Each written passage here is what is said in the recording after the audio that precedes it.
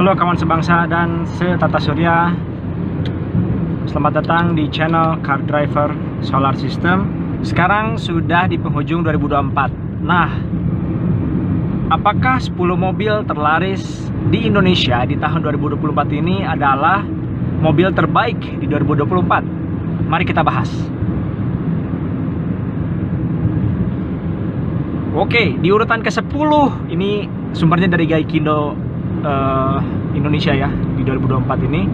Datanya terakhir kalau nggak salah di Oktober 2024. Yang berada di urutan ke-10 adalah Honda HR-V. Kami baru saja mereview Honda HR-V kemarin di akhir 2024 ini. Nanti akan tayang videonya ya, stay tune di channel ini. Nah, Honda HR-V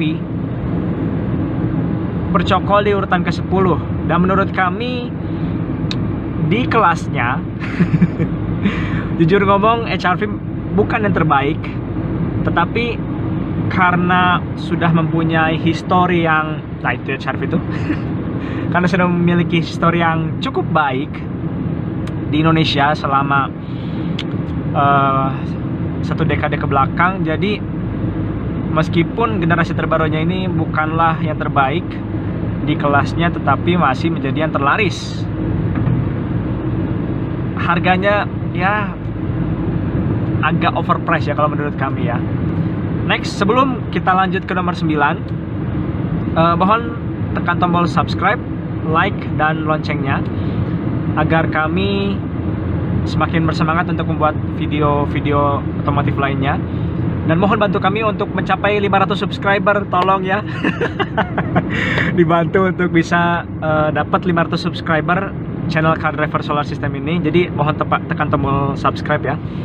Nah, di urutan ke-9 ada All New Veloz. Ini Toyota yang dirakit Daihatsu juga ya sebetulnya. Tapi ada yang bilang dirakitnya sama Toyota gitu. Oke, terlepas dari itu semua, All New Veloz berada di urutan ke-9. Mobil terlaris di 2024. Di kelasnya sendiri ada lawannya XL7 yang ternyata tidak masuk ke urutan 10 besar. Padahal XL7 menurut kami lebih worth it sih dibanding Veloz. Tapi ya mau gimana lagi, di segmen LMPV yang high end ya, Veloz itu adalah yang terlaris dan bercokol di urutan ke-9.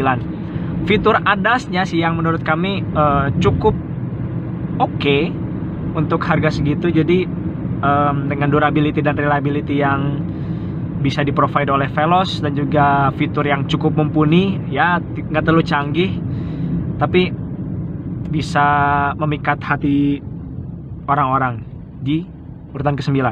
Di urutan ke-8 ada All New Agya. Ini dia Agya tipe G dan juga GR. Tapi yang terbanyak adalah tipe G, seperti yang unit sedang kami gunakan saat ini. Karena tipe GR itu, sorry to say-nya, menurut kami overpriced sih. Dengan harga segitu, lawannya ada banyak sekali.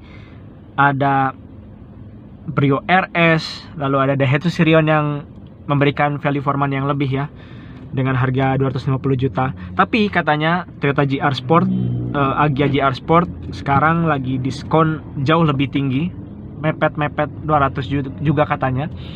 Tapi tergantung salesnya juga ya. Nah, untuk All New Agya tipe G memang memberikan sebuah penyegaran yang baru ya di generasi terbaru ini. Jauh lebih baik dibanding generasi pertamanya ya, bisa dibilang sorry to say-nya kurang worth it ya untuk dibeli, karena kualitasnya yang seperti itu, apalagi yang pre-facelift yang pertama itu kami memilikinya, dan itu ya begitulah. Mobil murahnya itu terasa mobil murah. Tapi yang sekarang improvementnya kami nggak nyangka sih. Ini opini pribadi ya, kami tidak terafiliasi oleh siapapun, ini murni opini pribadi kami. Kami merasa All New Agya yang sekarang ini benar-benar proper. Improvement dan refinementnya itu sangat-sangat jauh dibandingkan yang generasi pertama. Maka dari itu kami memilih ini dibanding rivalnya, karena memang budgetnya terbatas dan mobil ini lebih murah dibanding rivalnya. yang nanti akan kita bahas. Nah, desainnya menurut kami eksteriornya itu mengadopsi retro modern, yang dimana saya paham betul nggak semua orang Indonesia menyukai desain ini, meskipun asal negara dimana desain ini dibuat Malaysia, tetap laris-laris aja gitu. Ini sebagai periode Axia ya, karena untuk Agya Ayla ini di Malaysia itu adalah mobil terlaris, salah satu mobil terlaris. Jadi Malaysia diberikan keleluasaan, diberikan sebuah honor gitu ya, untuk membuat desain all new Agya dan all new Axia, dan jadilah ini. Jadi desainnya Malaysia banget gitu ya. Kami pribadi suka, karena kami suka yang retro sebetulnya. Kami suka mobil ini karena mirip dengan Starlet kotak yang dulu. Salah satu mobil impian kami yang sampai sekarang ya tidak bisa kami beli. Tapi ya sayangnya, kalau saja desainnya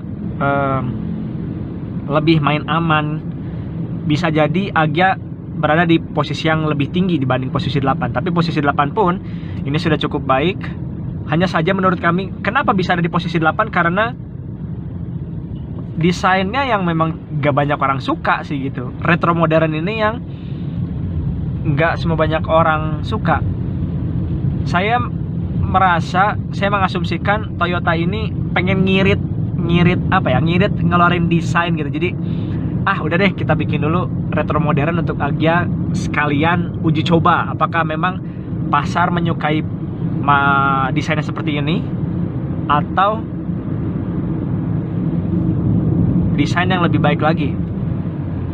Nah, untuk kelas-kelas di atas ya seperti Yaris, lalu Yaris Cross dan lain-lain, nah itu baru dikasih desain-desain yang memang aman ya, dalam tanda kutip aman.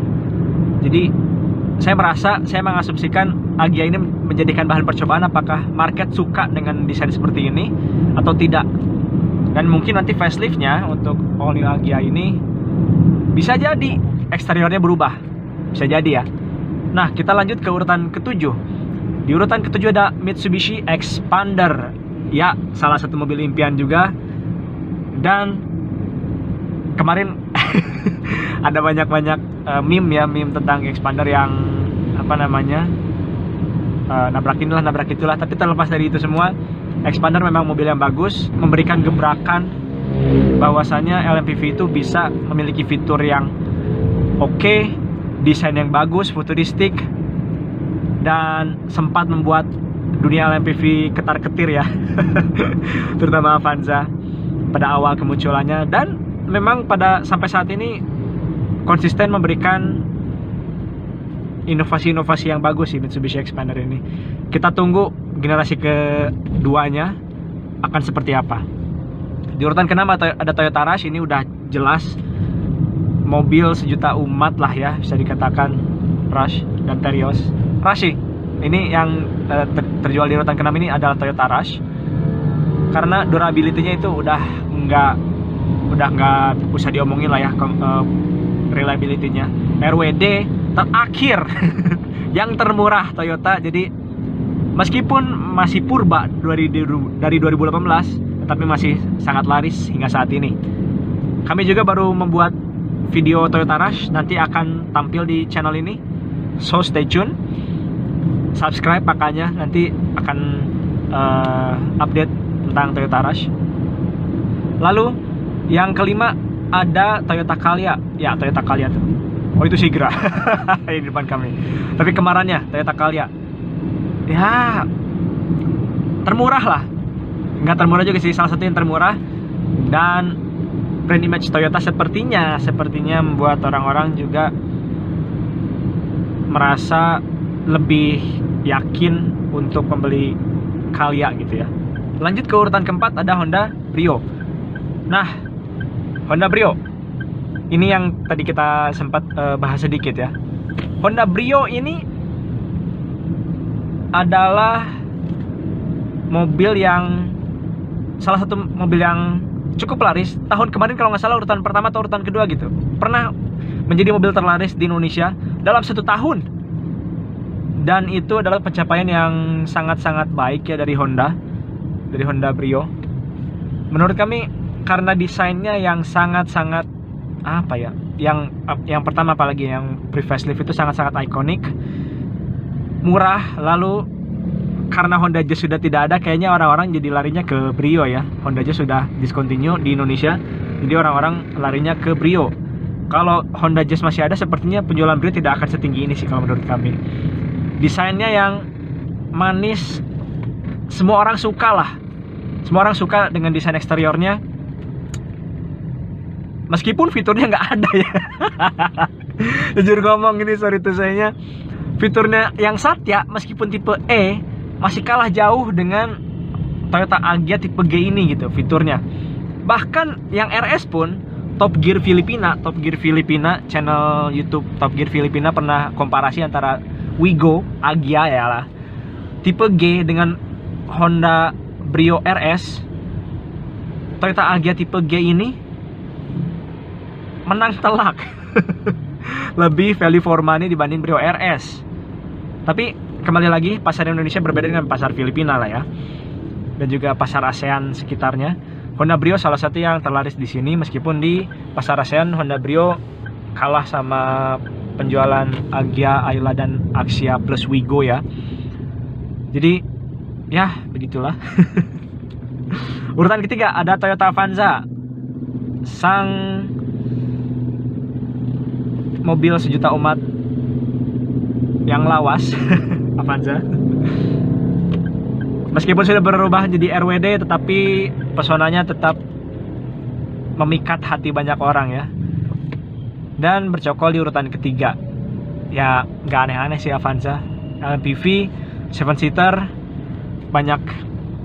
bisa banyak muat, reliability juga udah nggak usah diobrolin lagi. Meskipun FWD harus dilihat lagi ya ke depannya seperti apa, tapi Avanza tetap berada di urutan ketiga.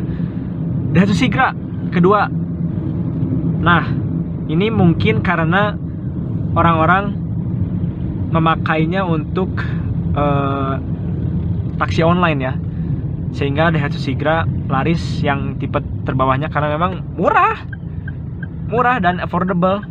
Meskipun harga mobil sudah pada mahal, tapi Sigra tetap yang termurah sih, salah satu yang termurah. Jadi ya nggak heran.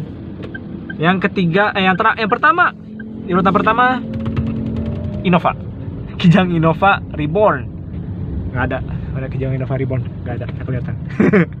Kijang Innova Reborn dan Zenix pengen dimasukin, padahal yang masih ngegendong itu Kijang Innova Reborn. Ya, RWD udah gak usah diobrolin lah, reliability-nya nggak neko-neko, tapi mahal sebetulnya. Dan banyak instansi-instansi pemerintah yang sepertinya memakai Innova Reborn. Jadi semua kalangan membeli Innova Reborn. Itu yang menurut kami kenapa Innova Reborn menjadi mobil terlaris di 2024 bersama Zenix pengen dimasukin. Padahal itu nggak laris-laris amat. Nah, apakah Innova Reborn mobil terbaik di 2024? Menurut kami debatable sih ya. Ini untuk secara fitur dan harga sepertinya kami merasa ini masih sedikit sekali overpriced. Jika harganya bisa lebih turunkan sedikit, sepertinya bisa memberikan value for money yang lebih. Tapi ya kembali lagi, market Indonesia sekarang kondisi seperti ini, mencari reliability dibanding itu Zenix ada dibanding fitur-fitur, karena ya balik lagi, beli mobil kan untuk dipakai ya, bukan untuk pusing masuk bengkel segala macem. Lebih lama nunggu di bengkel dibanding dipakai. Lebih lama gak dipakainya mobil dibanding dipakainya gitu kan. Mobil dibeli kebanyakan orang untuk dipakai. Jadi pasti cari yang reliable dan bisa dipakai setiap saat kita mau. Jadi ya, Innova Reborn dan Zenix menjadi pemenangnya. Oke, mungkin itu dulu ya. Wow. Jarang loh bisa sampai 11 konsumsi BBM 11,6 km per liter untuk jarak 33 km. Karena biasanya macet. Kalau macet biasanya dapatnya ya 12 sampai 15 lah, itu karena macetnya memang parah sepanjang jalan ini. Tapi sekarang hampir 20, 19,8 malah. Oke. Mungkin itu dulu video kali ini. Terima kasih sudah menonton. Mohon tekan tombol like atau dislike juga kalau misalkan nggak suka, nggak apa-apa. Mohon tekan tombol subscribe juga. Mohon bantu kami untuk bisa mencapai 500 subscriber. Dan juga tekan tombol lonceng agar tidak ketinggalan update-update terbaru mengenai dunia otomotif. Terima kasih sudah menonton. Sekali lagi selamat. Sampai jumpa di video selanjutnya. Dadah. Dan sampai jumpa di 2025. Sampai jumpa.